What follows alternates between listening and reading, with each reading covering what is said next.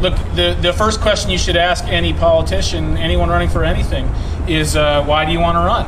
And I can actually answer that question in one word: acorn. Seriously, acorn.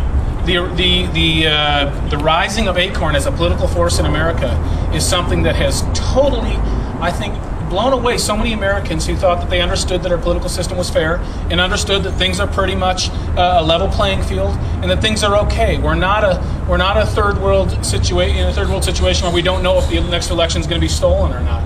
But there was a poll that I saw recently. It was in this past winter, and it said that 62% of Americans think that voter fraud is either a somewhat significant problem or a very significant problem in elections today. In other words, Americans are losing faith that the election results are actually fair.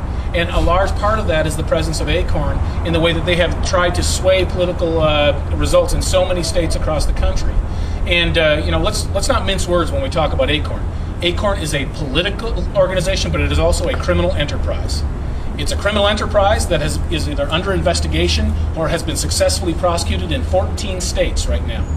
14 states. This is a criminal enterprise. Now, you might say, well, okay, yeah, but it's on its way out.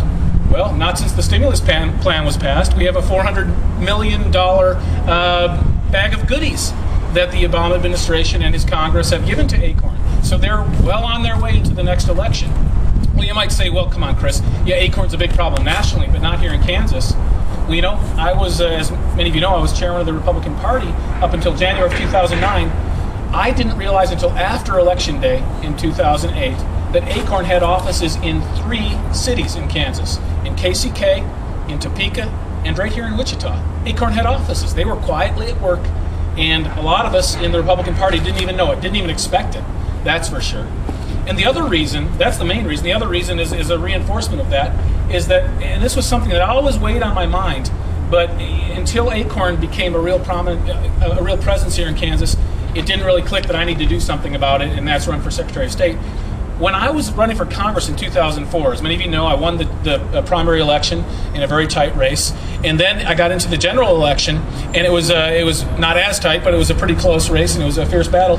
Well, one day a lady came to the election office, and she said, Chris, I'm a Democrat, and I want to vote for you. And she said, I have to tell you something, though. She said, I received my absentee ballot in the mail today, or yesterday. And I said, oh, what's the problem with that? She said, well, I never asked for it. Someone had actually gone out and fraudulently, obviously taken Democrat names off of the voter rolls and just started filling out absentee ballot request forms. And they were, of course, getting them out, and they were driving up the participation rates of Democrat voters in Wyandotte County. And Wyandotte County, of course, has had many, many allegations of voter fraud over the years, but that was one where I saw it personally. And it was affecting me, and it was hurting me. So I had that personal experience, plus the rising of Acorn here in Kansas, which is a criminal organization without any doubt. I mean, they are engaged in a practice that involves breaking laws right and left, federal laws and state laws. And that is, we have another group of voters who may actually have a name address match, but who shouldn't be voting in the first place. And that's the registration of alien voters in Kansas. It's against the law anywhere in America for aliens to vote. But there is, and there have been incidents where aliens have been registered as part of a drive to get people to the polls. You say, well, Chris, how do you know that? Well, I'll give you 2 examples.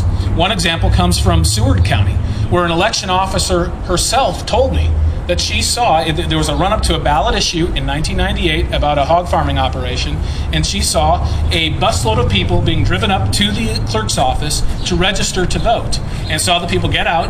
They all checked the box that says, yes, I'm a U.S. citizen, and then they were promptly registered to vote. That's all they had to do. They didn't have to prove a thing. Another example, in 2008, in Finney County, Garden City, there was an operative believed to be a member of the Democratic Party machine out there who was standing outside the meatpacking plant there registering people to vote. And the majority of people in that plant are not U.S. citizens. And something tells me that the person wasn't demanding a passport or a proof of U.S. citizenship before she handed the form to people to vote. So there's a lot going on in Kansas, and we need to do some things to stop it. And it's important, not just because it's a violation of the law, but it's also important because it's a civil rights issue. Think about it. Our voting right is one of our most important and precious civil rights.